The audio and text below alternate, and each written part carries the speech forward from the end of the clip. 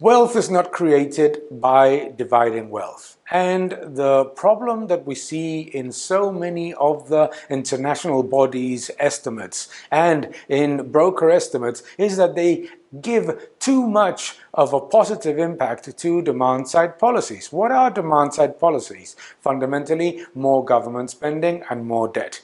The brokers and international bodies give a tremendous level of multiplier effect to these measures that never happen.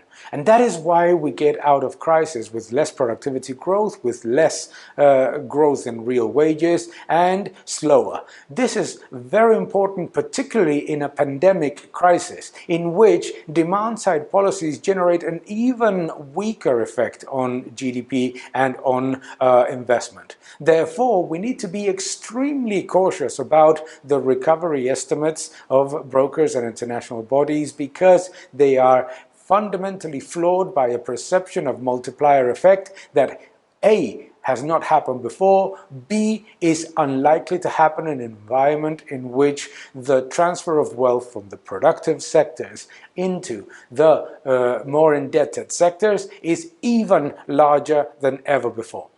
More government spending and more debt are not creating more productive investment and more consumption. What they're doing is perpetuating structural imbalances. And therefore, we're going to get out of this crisis with a lot more debt, not with less debt, because the growth that will be generated afterwards is going to be much weaker than the one that so many of these estimates have in their numbers. Not only much weaker, but less productive. And this is critical for the problems of inequality and the problems of cost of living perception from citizens. Therefore, we need to be extremely prudent about growth estimates, but we need to stop relying on demand-side policies that don't work in a pandemic crisis, in which what is needed is to support the productive fabric with supply-side measures. Thank you very much.